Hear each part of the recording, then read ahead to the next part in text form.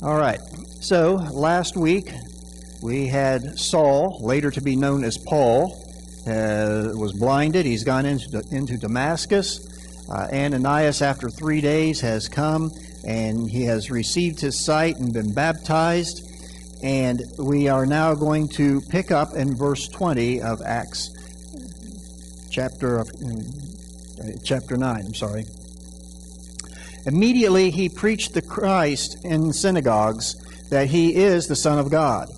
Then all who heard were amazed and said, "Is this not he who destroyed those who called on this name in Jerusalem, and has come here for that purpose, so that he might bring them bound to the chief priests?"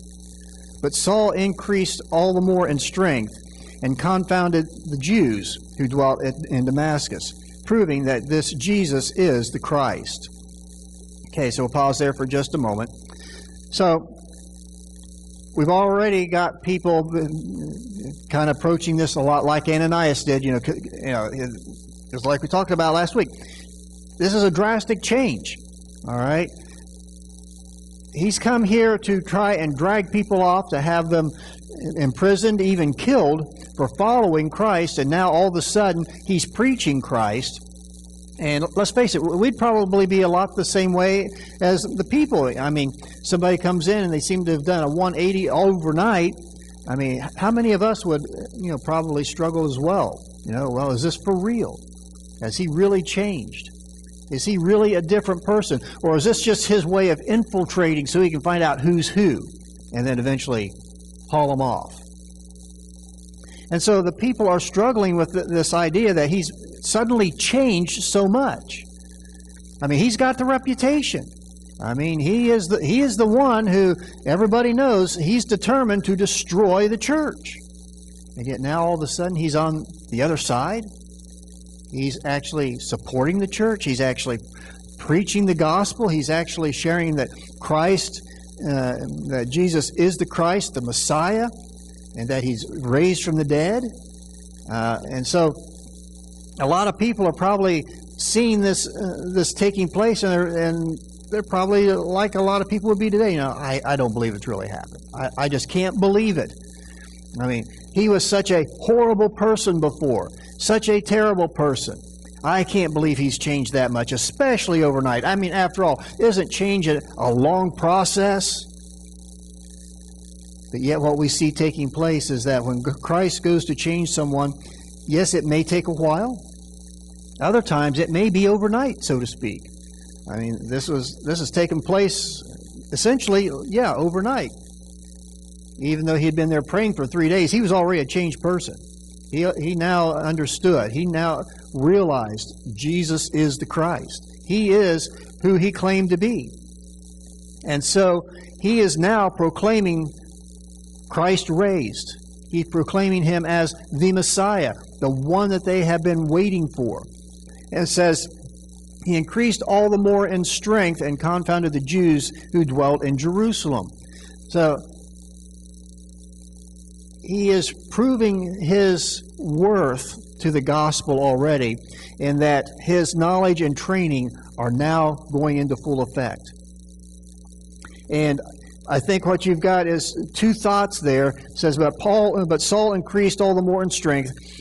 I believe what he's talking about here is that he is starting to gain a foothold. Okay, it's not that he's becoming more knowledgeable. I mean, he's already well trained in the Scriptures. But he's gaining a foothold. People are starting to believe. People are starting to follow him, especially Gentiles more than likely, because remember what we talked about before. He was being sent primarily to the Gentiles. And so we are seeing him starting to actually have an impact for the cause of Christ. And it says he's confounded the Jews. In other words, they can't keep up with him. He's one of those guys, he's so well versed in the Scriptures that now that he understands what the Scriptures really mean and what he was supposed to have understood before, he's one of those individuals that has an answer for every objection. He's one of those who can quickly take them to the Scriptures, and no matter how hard they try, they can't corner him. They can't find anything in what he's saying that contradicts what the Scriptures are actually saying. And so you've got this aspect of this new convert. Now keep this in mind. We're talking a new convert. I mean, how many of us would quickly put a new convert out preaching and teaching? I mean, let's be honest. In this day and age, most new converts, we need to bring them along and teach them a little bit. Whoops. Need to teach them a little bit because they've just learned enough in order to make a decision. And that's fine. And that's fine that they would be able to go out and share what Christ has done for them. But they're not going to be like an apostle Paul, as we know him later, who's going to be able to immediately refute whatever's thrown at him. That's the contrast we see here. I think that's another reason that he was chosen.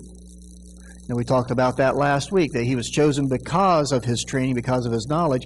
And I think that's borne out here in that he's not going to have to go through this long training period to get caught up on the Scriptures. So that he's prepared to face those he's going to be speaking with. And we have that borne out in the fact that it says, proving that this Jesus is the Christ. In other words, he's taking the Jews to the Scriptures and he's showing them proof from the Old Testament Scriptures that Jesus is the Christ. In other words, what he's doing is he's basically sitting down with them and saying, well, you remember when this happened in Jerusalem? It was prophesied here. Remember when this happened to Jesus? It was prophesied here. And remember when Jesus did this? It was prophesied here. Able to take them back and walk them through everything that Jesus did and show it to them as being prophesied in the Scriptures. And basically being able to say, he fulfilled every one of them, 100%. He is the Messiah. And so immediately, Saul is becoming a force to be reckoned with. All right? Because of his knowledge of the Scriptures, his zeal, and now his firm conversion and belief that Jesus is the Christ. He is risen from the dead. And you put those three together, and you've got a force for Christ. And so that's what's taking place in Damascus. And notice at this point, he's not working any miracles yet. He's just preaching and teaching. He's not performing any miracles. Just the fact of his knowledge and his ability to teach and show what the Scriptures have to say, he's having a major impact. So much so that we've seen it before. It's not actually spelled out here, but we know from what's happened in other passages that the Jews are getting jealous. And we pick up in verse 23. Now after many days were passed, the Jews plotted to kill him. But their plot became known to Saul, and they watched the gates day and night to kill him. Then the disciples took him by night and let him down through the wall in a large basket. So, pause there for just a moment. I think there's some things that we need to understand that we see that happens with Saul and later known as Paul many times. I mean, sometimes we get this idea that standing up for Christ and remaining faithful through all things, even unto death, means that we don't run away ever. But yet we see many times where Saul leaves as the plot thickens. We see many times when it's evident that someone is getting ready to kill him, he leaves. He doesn't just stand there and face off and say, go ahead and kill me for the faith. I believe what we need to understand is that remaining faithful even unto death means that when we reach the point maybe in our life that the persecution has reached a point where we can't run away, then we have to remain faithful regardless of what happens. But multiple times we've seen, even if we were to go back what we've already covered, Peter left Jerusalem for a while because of what was going on, because they were trying to kill him. Now we have Saul, who is leaving Damascus because they are trying to kill him. I mean, it's one thing to have these noble thoughts. Well, I'll be faithful unto death and I'll stand firm. But the question becomes, how well does the gospel get spread from a dead martyr? The idea of martyrdom isn't that we willingly take on martyrdom for the sake of saying, I stood firm unto death, but rather we accept that there may be a point in time where we're out of options as far as being able to leave. And so we've seen earlier that Peter left Jerusalem. Saul is now going to leave Damascus. And we see things like this happen over and over again throughout Acts.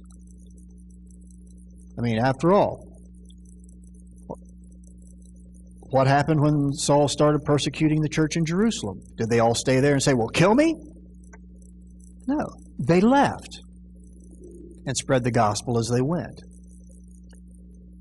So I'm a firm believer that we are to take the gospel with us. We are to leave situations if we can, so that we can keep preaching the gospel. If they don't want to hear it, that's kind of like when Jesus sent his disciples into the towns and said, if they don't want to hear it, what did he tell them to do? Shake the dirt off your feet and protest against them and leave. And I think that is applicable to us today. If they don't want to hear it, if they're adamant about it, say, fine, I'll go. But to do it in such a way that it's almost like a military confrontation and eventually it gets you killed, you haven't really accomplished much of anything other than got yourself killed. When you can be much more useful keeping yourself alive and doing like the church has done, and like Peter did, like Saul is doing now, go someplace else and keep sharing the gospel. And so he's found out they're getting ready to kill him, and they've let him down through the wall in a large basket. I guess Paul was a basket case at this point. I don't know. But kind of a testament to their baskets. I don't know of too many baskets around today that you could let someone out over a wall in. And so he leaves Damascus. And we pick up in verse 26. And when Saul had come to Jerusalem, he tried to join the disciples, but they were all afraid of him and did not believe that he was a disciple. But Barnabas took him and brought him to the apostles, and he declared to them how he had seen the Lord on the road, and that he had spoken to him, and how he had preached boldly at Damascus in the name of Jesus. So he was with them at Jerusalem, going in and coming in and going out.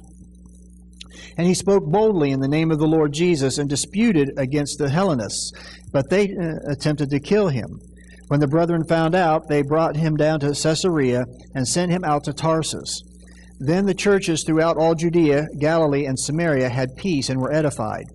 And walking in the fear of the Lord and in the comfort of the Holy Spirit, they were multiplied. Okay, got a lot happening here. So Saul comes to Jerusalem, and just like probably in Damascus, they're afraid of him. Not believing he's really changed, not believing he's really a convert, not believing that he really isn't trying to just infiltrate and find out who the Christians are so he can get them thrown in prison. So you've got him coming back.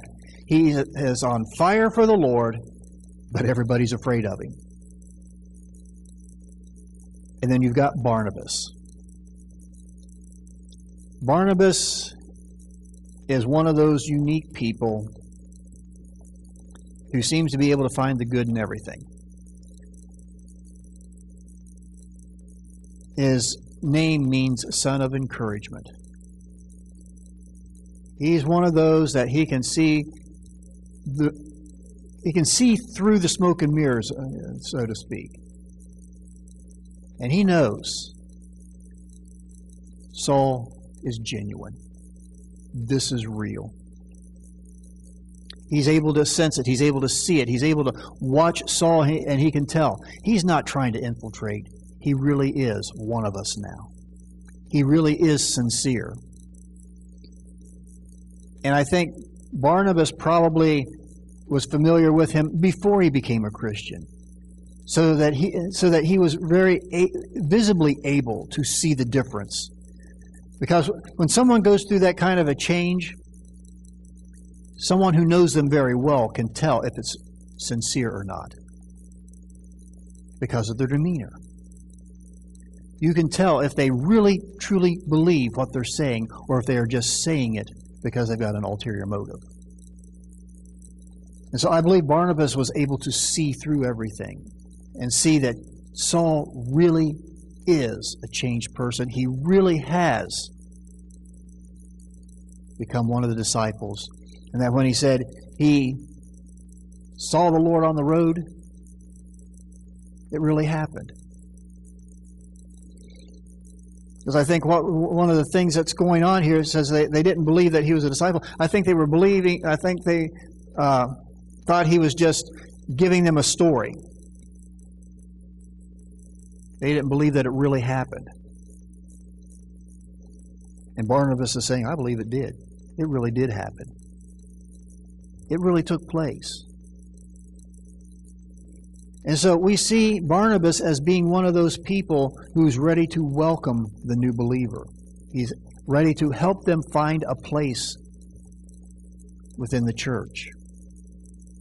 Oh, that we had a lot of Barnabases. That when someone new walked through the door, they were instrumental in helping them find a place where they fit in. A place where they could use their talents and their abilities.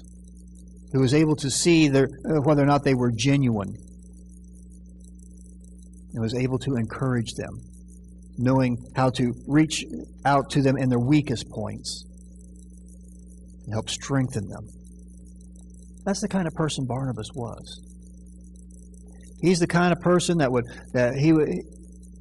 he would walk in and he would tell you how proud he was of what you were doing. And how he knew that that you're doing great, and I see great things coming from you. And he's one of those type of people that could see you for who you really are and see the potential in who you are. Sometimes it's hard to see the potential in people, especially when they've been in the opposition, like Saul. I mean, I think a good possibility they're probably looking at him and thinking, there's no potential for this guy. I mean, he's already been against the church. He's already got a bad name. How can he possibly be any benefit to the church? He's already given it. He's coming in. He gives us a black eye just because of who he was. Barnabas comes in, basically says, "No, I see great things in this guy." And as a result of Barnabas getting involved, he's now accepted in the church. I mean, think about this. Barnabas took him to the apostles. The apostles are doubting.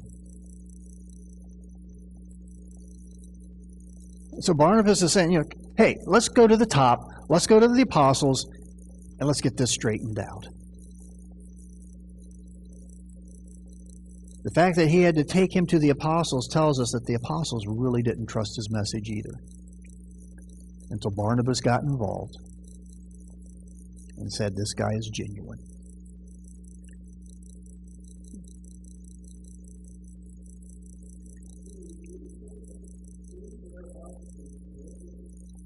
Please?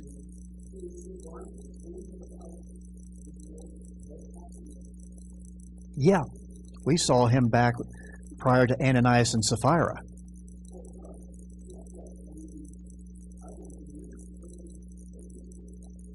No, but what we're finding out is we're starting to hear bits and pieces because later on he is going to be the one who goes and gets Saul and brings him to Antioch. just before they are sent out on the mission.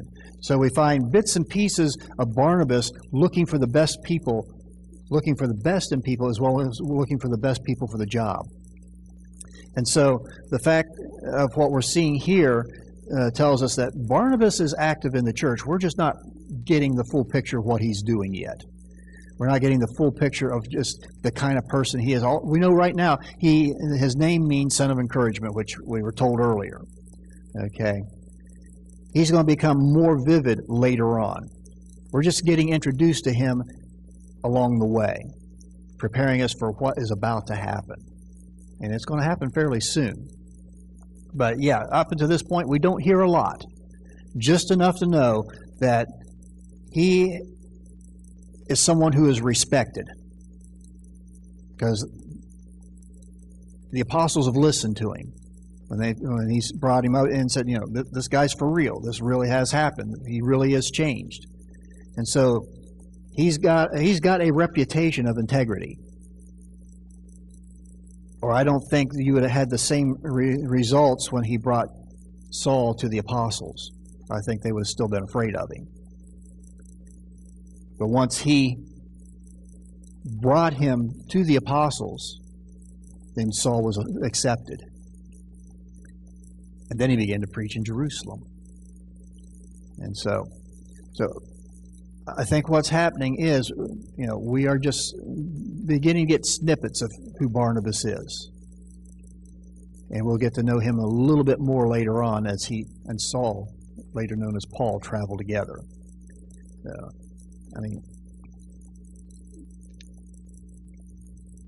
More than likely, he was probably one of those who were in leadership in the church in some way.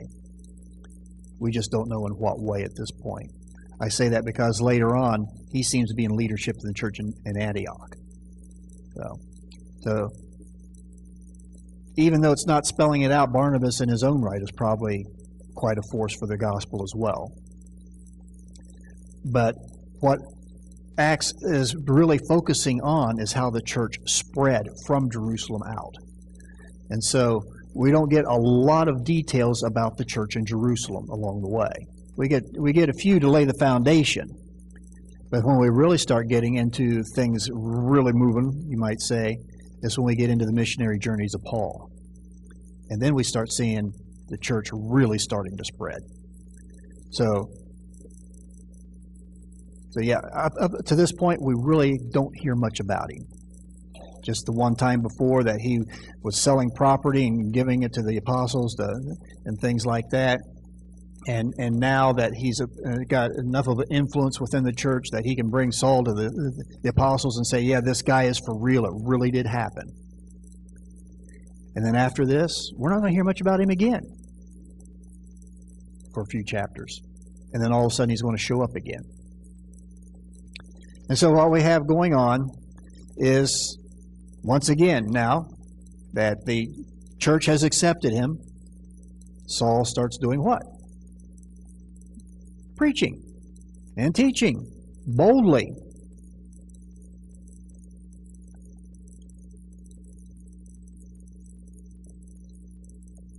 And it says he disputed against the Hellenists. You know who the Hellenists are? Please? No, what they are the Jews who have desired the Greek influence into the Jewish faith. That's why they were referred to as Hellenists, because they were okay with the Hellenizing of the Jewish faith. We are now starting to see Saul's strength, because we talked about talking to Greeks. So they're approaching things. They are the Jews who actually are starting to think like Greeks. They want to reason things out. Remember, we talked about the difference of Peter going after the emotions. Saul was going to be one who would go after the reason. The Hellenists are the ones who are needing to be reasoned from the Scriptures. And so he's focusing mainly on them, because that is the mindset that he's being sent to, even though they are Jews. And so he's disputing against the Hellenists. And keep in mind, like we said, they are trying to bring in Greek philosophy and thought into the Jewish faith, which means they are in the process of reasoning away some of the things that the Jews have been taught, leaning more towards the Greek philosophy of things. And so he's coming in and he's disputing with them, saying, no. And he starts the reasoning process as to why they still need to hold to the purity of the Scriptures.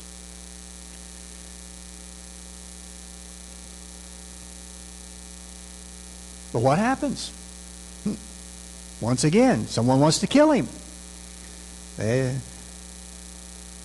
So he's already fled Damascus to keep from being killed.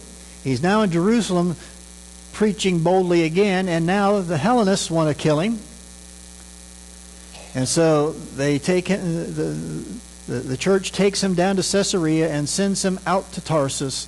In other words, they're sending him back to his hometown. All right. Now, we're not going to hear anything else about him until later on. And the time span from here to where we're going to hear from him again is about 3.5 years. Does that ring a bell? How long was Jesus on the earth? Remember in 1 Corinthians talking about the Lord's Supper. Talking about, I'm giving to you what the Lord gave to me. Many scholars believe, and it's probably true based on things that the Apostle Paul has said in his letters, believe that during that period of time, through miraculous visions and whatever, the Apostle Paul relived with Christ his 3.5 years. Because remember, what Peter said was a requirement for being an apostle. We had to be witnesses of everything. And we know that the Apostle Paul referred to himself as an apostle. Matter of fact, he used the terminology, where is it here? I got it. In 1 Corinthians 15, in the King James it says, then last of all he was seen by me also as one born out of due time. The NIV translates it, and last of all he appeared to me also as one abnormally born. In other words, he is an apostle who went through the process different from all the others. That there are things that we find that he writes in his letters off and on that give us an indication that Jesus spent that time teaching him personally, through the Holy Spirit, through visions or whatever, so that he met the qualifications. Now, I can't guarantee you that's exactly what happened, but many scholars believe that's probably what did happen. He's being sent to Tarsus, and Jesus is now going to prepare him for the mission he's being sent on later on. And so for 3.5 years, there's no further mention of the Apostle Paul in the timeline.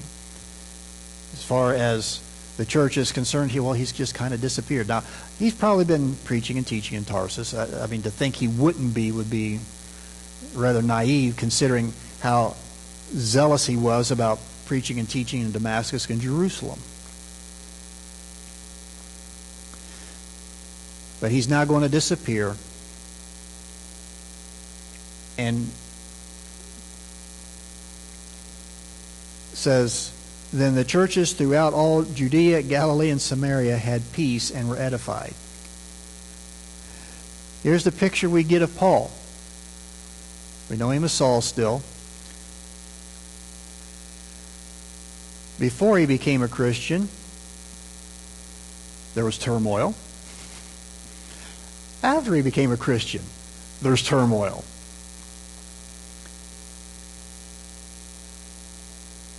Saul, later known as Paul, everywhere he goes is a controversial person. All right. We're going to see that when he comes back into the scene. Everywhere he goes, he's a controversial person.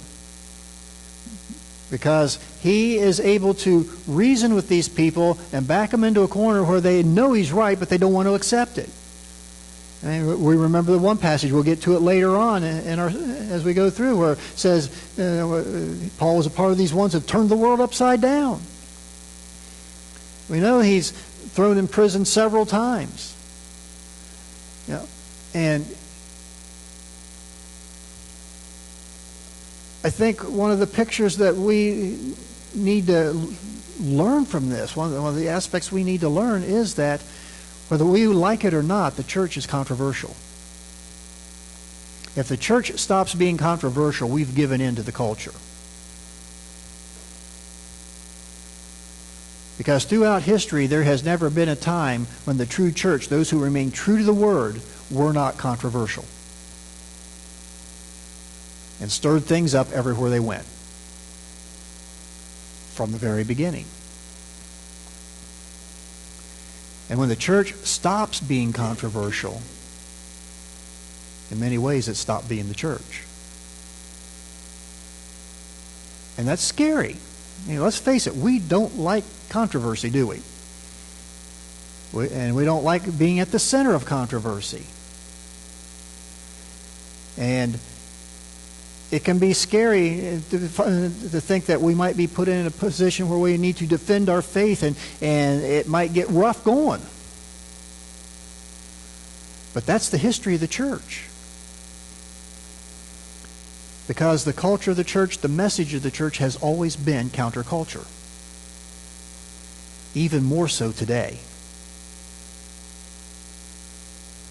Because society today is starting to fall back into the paganism that the first century church found itself in. And so we are facing today many of the same challenges that Barnabas and Peter and the other apostles and Saul were facing in just getting the church started and growing. A pagan society that does not want to hear it. A pagan society that gets very nasty if you try to share the truth. Because they don't want to hear the truth. I mean,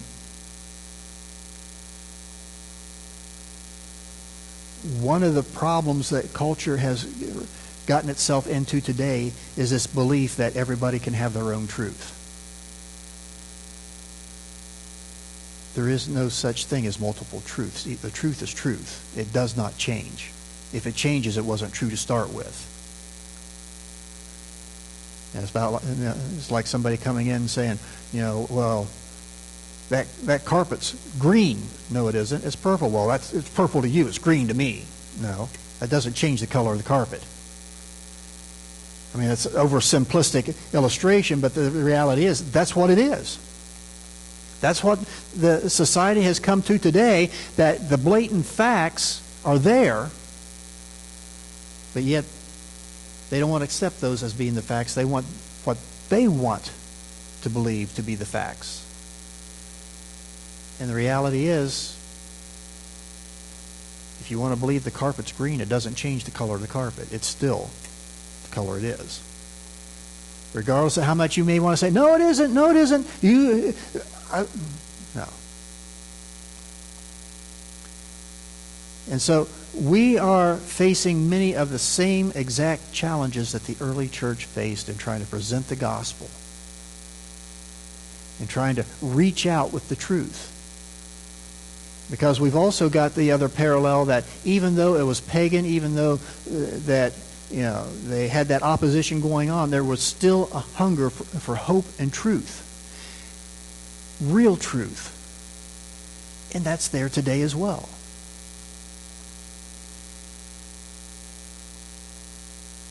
I believe we've got a society, especially in America today, that is hungry for hope. Real hope. Sadly, they think it's going to come from Washington, D.C. Well, it's not going to come from there. I don't care if your president's Republican, Democrat, Libertarian, or whatever. The real hope is found in Scriptures and Jesus Christ. Washington, D.C. is not going to be this nation's salvation. Bringing this nation back to Christ is what will save this nation.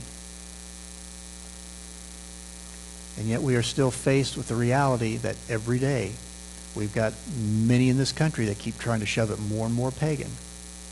More and more pagan.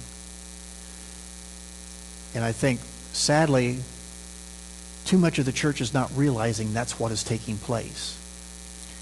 They think that somehow this society is moving away from any desire for spirituality at all. I mean, after all, that's what humanism was trying to profess, that there's nothing spiritual, or anything like that. But the reality, as we slip into paganism, that is a result of hungering for something spiritual. And Satan is deceiving them into saying, hey, I can give it to you here. Chase after this. New Age. Worshiping him directly. Other pagan stuff that's going on. And it's because of that hunger there for the spiritual. Because we've allowed this nation to slide so far away from its biblical foundations that it is starving spiritually.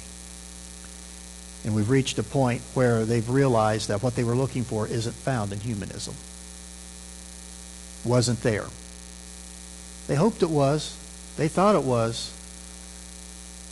But it's not. Even to the extent that there are many evolutionary scientists today that are starting to question their position.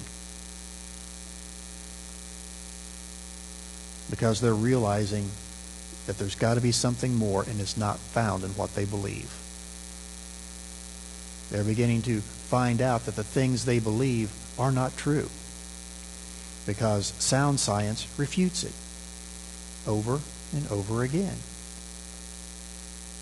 And so we find ourselves facing the same things that the early church faced. And yeah, there might be times we're going to have zealous people out there for the gospel that get chased out of town. Well, if we do like the early church, then wherever we get chased to, we just keep on preaching. Keep on sharing the gospel. Keep on spreading the hope and the good news. And I pray that with the Lord's help, we can change the course of this nation and steer it back to its biblical foundations. Any thoughts, comments before we end there for the day?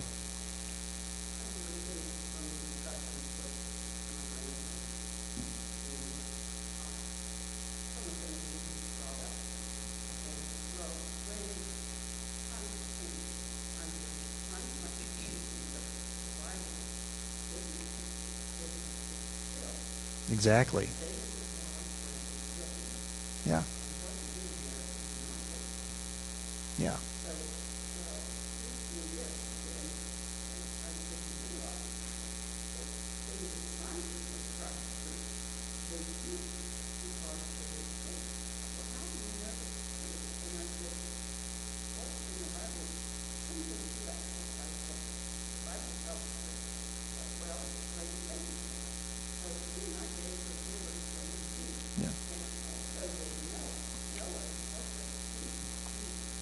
Mm-hmm.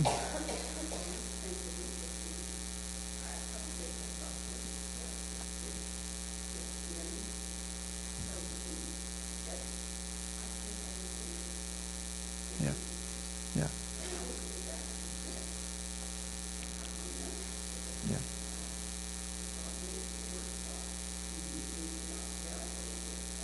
Yeah.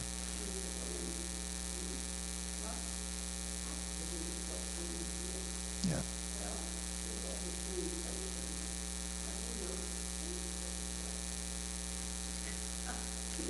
Well, then you go back, do you believe in God? Do you believe God can make sure that his word is translated correctly? But, I mean, for instance, one thing, if you look at the back of your bulletin, I got a thing on the back of the bulletin. If you look at that today, it might be something you could use. And that is, scientists kept coming along, there's this many stars, and there's this, and then it finally gets down to where scientists say, well, you can't count the stars. It's like, we already knew, because God already told us. You can't count them all.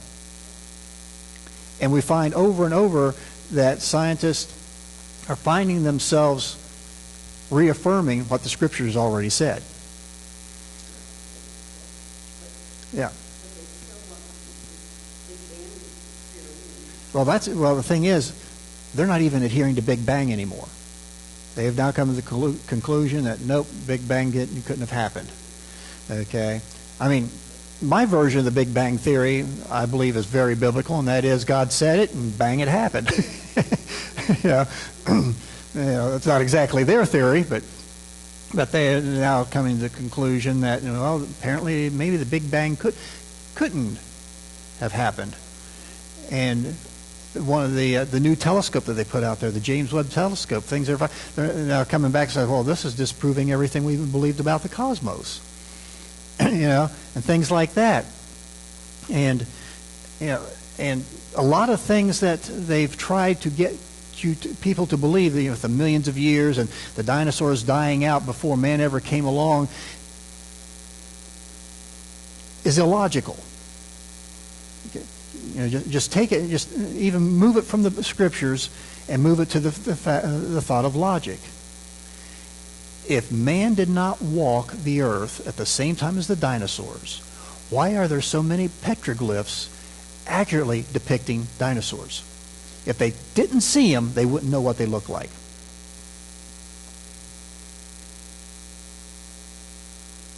They wouldn't have even known they existed. And why is it that from culture to culture to culture around the world, dragons all look the same? And that there are actual skeletons and things of dinosaurs that fit the description. If they did not know what they looked like, why are they out there in the pictures and in the carvings? In India, many of their temples are covered with, I think it's stegosauruses. They didn't see them. How'd they get there? Use logic. Logic tells you now the Bible's true, because we see it being proven over and over.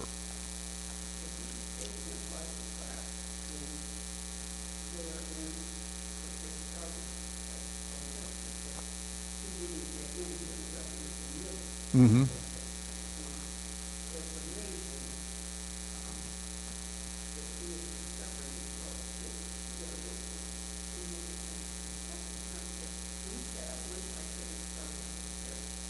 Mm-hmm.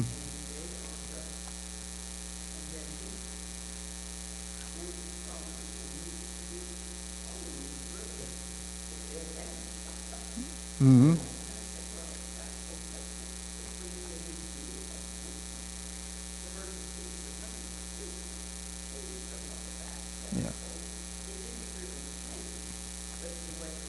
Yeah.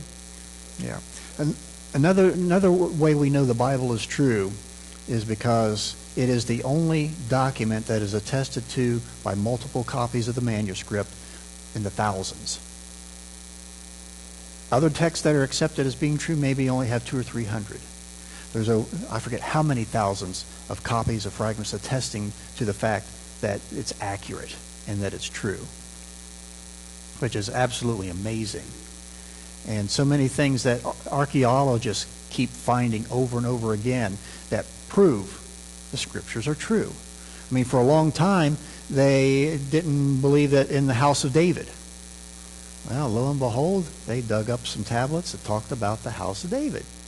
They didn't believe the Hittite kingdom ever actually existed. Not too long ago, proof of the Hittite kingdom was uncovered. And it is interesting, when archaeologists want to go digging in the Middle East, where do they go for directions to start digging? It gives them the best information where they'll probably find something. And they almost always do. Yeah. Yeah. Yeah, I mean, even in Jerusalem, for a long time, it was believed that, the Pool of Siloam was just was a metaphor in the scriptures until they uncovered it. Yeah. And it's almost like, God's up there saying, really? Look here. Oh, you don't think so? Take a look again. And over we see science actually proving the scriptures to be true. And so there's a lot of things that are just phenomenal that, if we're willing to step back and follow the logic of things, the Bible has to be true. I mean, logic tells you design requires a designer. To look at creation itself logically tells you someone had to design it in order for it to function the way it does, the way for it to even exist. It is so finely tuned. I mean, we understand from scriptures that God created this earth for us, to sustain us. And one of the things that science is starting to learn is that the earth has the ability to adapt to whatever we do. For instance, remember back, we probably all remember back in the 70s, they were hollering about this hole in the ozone layer. And it's going to put us into an ice age. Yeah, remember that? And notice we don't hear anything about that anymore. The hole's still there. We don't hear anything about it anymore, because many of them came to realize that this earth was designed like a greenhouse. And just like any greenhouse, it's got a vent to let heat out that adjusts according to what's going on. And we were going through a period of time where it was letting excessive heat out, and now it's closing back up a little bit. It's controlling things. We've now got scientists out there, they're hollering, well, CO2, greenhouse gases. Then you've got some realistic scientists out there saying, yeah, CO2 means more plants, more oxygen. It balances itself out. So hopefully there's going to be a lot of things that they can learn along the way, especially in a Bible class. Mm-hmm.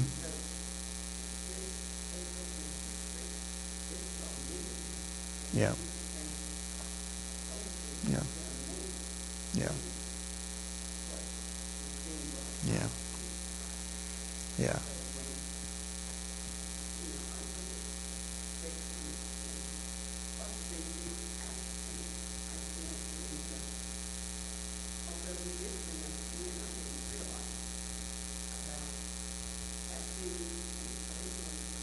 Mm-hmm. Yeah, it's a mark of Molech.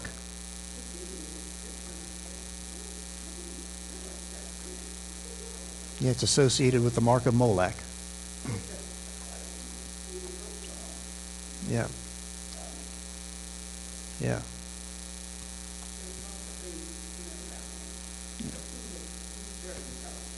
Mm-hmm. Yeah. Yeah. Yeah. Another thing that helps us understand the scriptures are true. All other historical writings, one of the things we've learned that would typically happen is anyone who was keeping a historical record of what was going on was not allowed to portray whoever was in charge in a bad way. All other historical records talk about the king's great feats and their conquering and things like that, but it does not doesn't allow to look at them in a bad light. The Bible gives us the good, bad, and the ugly. You see them for who they really were. You see their good side, you see their shortcomings. That is not something that would be typical if it was not accurate. That it would just not be allowed.